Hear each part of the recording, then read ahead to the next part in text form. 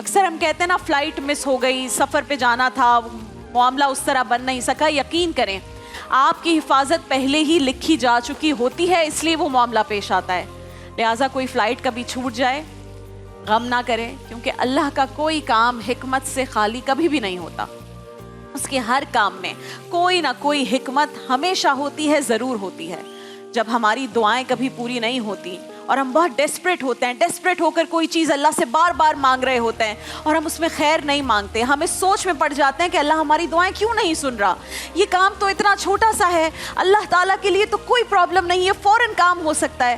ہم لیکن یہ بھول جاتے ہیں کہ اللہ علیم و خبیر ہے, وہ جانتا ہے کہ اپنے بندے کو کب دینا ہے, کیا دینا ہے, کس مومنٹ پر دینا ہے, کتنا دینا ہے.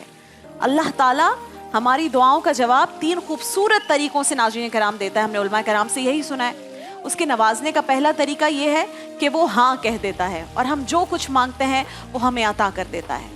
دوسرا طریقہ یہ ہے کہ وہ نہ کہتا ہے اور ہم جو کچھ مانگ رہے ہوتے ہیں اس سے ہمیں بہتر عطا کر دیتا ہے.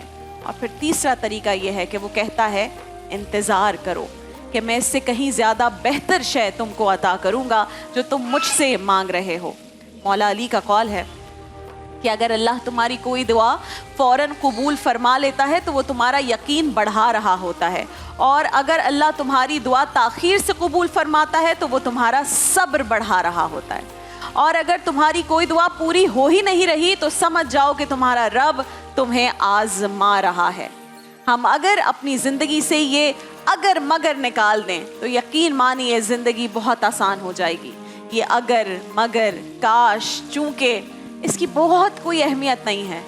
سوچئے کہ جو ہو گیا اللہ کے حکم سے وہی ہونا تھا, وہی ہو کے رہے گا, وہی مقدر تھا. مقدر اچھا ہو تو سمندر کے بیچ بہتے ہوئے ایک چھوٹے سے لکڑی کے ٹکڑے پر, تختے پر بھی جان بچنی ہو تو بچ جاتی ہے, اور اگر مقدر خراب ہو تو ٹائٹینک جیسا عالی شان جہاز بھی ڈوب جاتا ہے, جس کے بارے میں کہا گیا تھا کہ یہ ممکن ہی نہیں کہ یہ جہاز ڈوب جائے. لیکن جو مقدر میں تھا وہ ہوا, اور پھر اسی مقدر نے تاریخ لکھ دی.